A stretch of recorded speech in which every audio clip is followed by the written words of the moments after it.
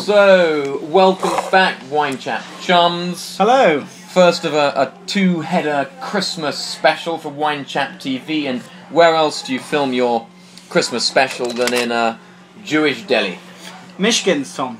Mishkins. Russell Norman's restaurant that he opened this week. That's in right. Covent Garden. Yeah, next week it's a Mexican street food joint up in Seven Dials, and then I think those phone booths near Floral Street are being given the Russell Norman makeover, turned into individual one-man diners. Polpetto was a bit too sizable. As ever, WineChap's first through the door with a thinly veiled attempt at promoting the restaurant so we can get some free booze and have some fun. And with that in mind, we're returning to the post bag for some of your questions. Yeah. I think I've got the first one here for you, Boo. Dear WineChap, I've successfully alienated the entire country from the rest of Europe, and I'm a little concerned we won't have anything decent to drink with our Christmas turkey. Any suggestions? Yours sincerely, D. Cameron. Well, David, often in times of trouble, where do we look in England but across the pond to America? And I suggest doing exactly the same this year in Downing Street for your festive turkey. Ditch the Burgundy, pour it down the drain, and think of some nice Oregon Pinot Noir. Sound advice. Okay.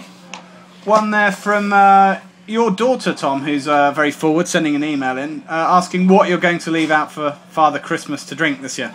It's a good question. I mean, now that the world's population has topped 7 billion, that's an awful lot of cheap Amontillado sherry that Santa has to drink when he's managed to get his huge bulk down the chimneys. So, not that we want to encourage him to drink and drive, I think I'm going to have to recommend water and paracetamol. Boring, but, you know, WineChap likes to be sensible at this time of year. On which note, this is a question we've had in a number of different guises, Tom, around what should people drink at their tedious yet necessary office parties to make sure things don't get out of hand? Oh, it's a good question.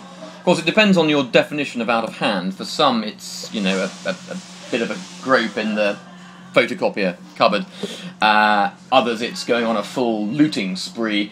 But I'd suggest etiquette demands in between, you know, photocopying your arse and trying to cop off with Janet from accounts.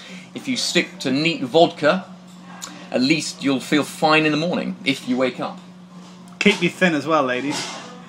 So we managed to get through most of this session today without talking about wine, Tom. What are we having here? This is actually a nice Viognier from the south of France. This is the first venture from the Russell Norman Richard Beatty empire to have wines outside Italy. This is very pleasant. I don't necessarily think it goes with my salt beef sandwich, but it's late in the day, I'm hungry, and I'm thirsty. And here's the sign-off for our Christmas tasting in a Jewish deli. Merry Christmas and L'chaim. L'chaim.